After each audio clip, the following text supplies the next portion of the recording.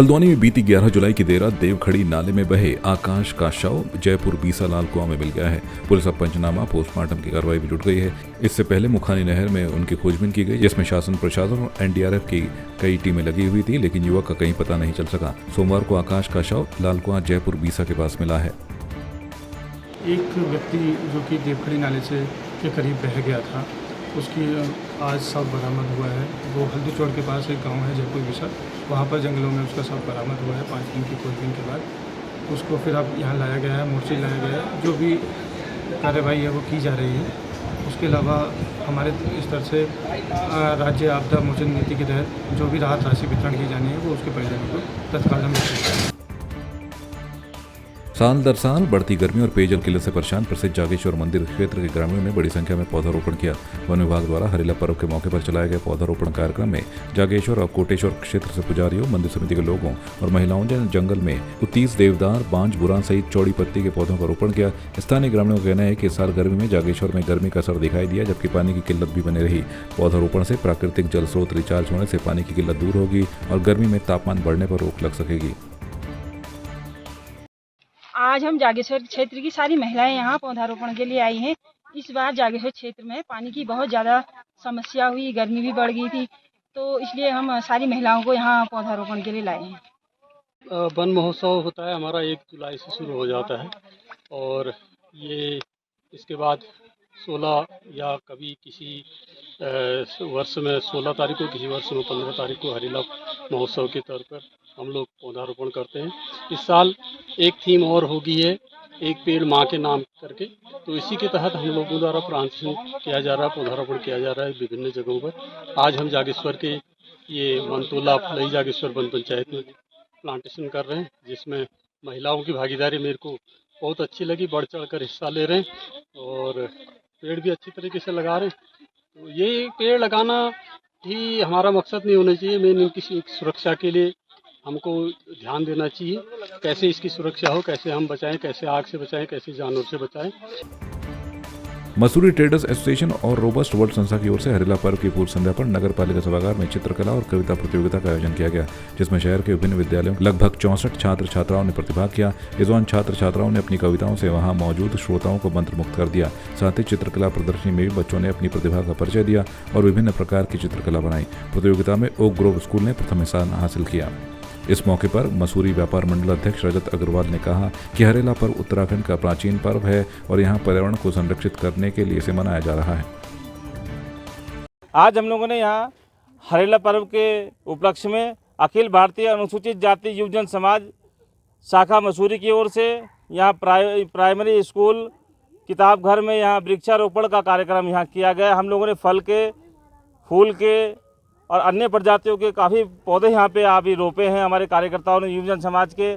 हमारा मकसद, हमारी एक उम्मीद ये है कि हम लोगों को ये पौधारोपण करके ज़्यादा से ज़्यादा पौधारोपण करना चाहिए और ज़्यादा से ज़्यादा पौधारोपण करके पर्यावरण को बचाने का मकसद है हमारा।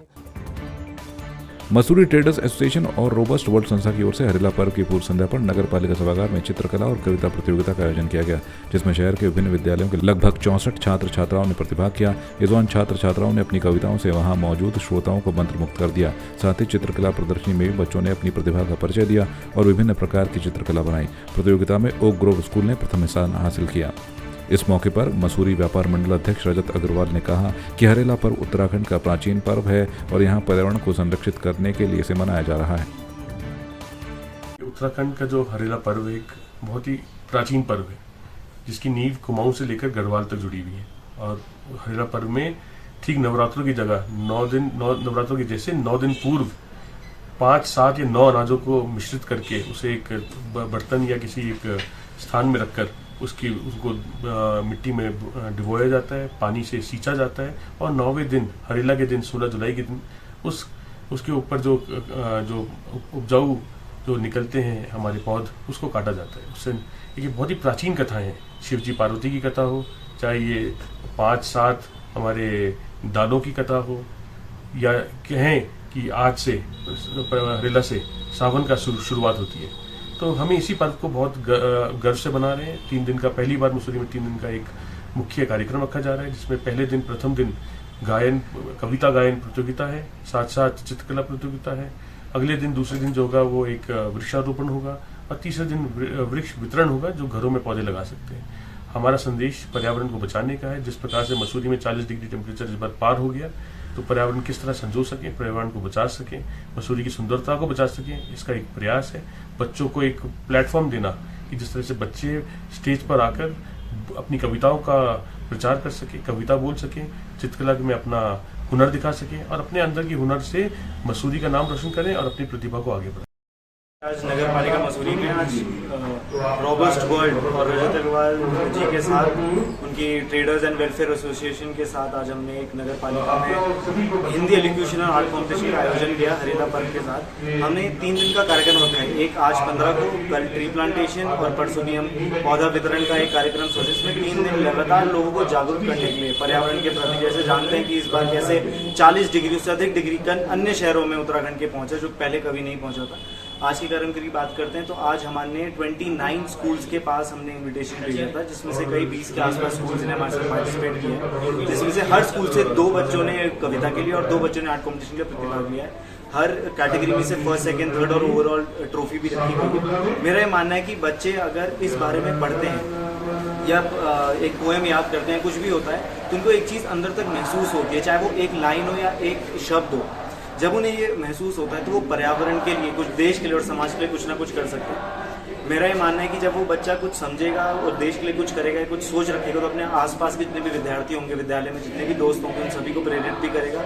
मैं बहुत बहुत धन्यवाद करना चाहूँगा जितने भी प्रधानाचार्य थे, जिन्होंने अपने स्कूल से इतने बच्चे भेजे, जो हमारे जितने भी निर्णायक मंडल थे जो आए हैं आज, इनको जज किया, इतने बड़े बड़े लोग जिनको मैं जानता हूँ कि मेरे लिए एक आइडल है, क्योंकि मैं भी एक विद्यार्थी, खुद एक विद्यार्थी हूँ, जिनसे मैं सीख के आज ये काम कर पा रहा हूँ, वही जज करने और बच्चों को प्रेरणा देने के लिए आए हैं। आपकी इस पर क्या राय है, हमें कमेंट कर जरूर बताएं।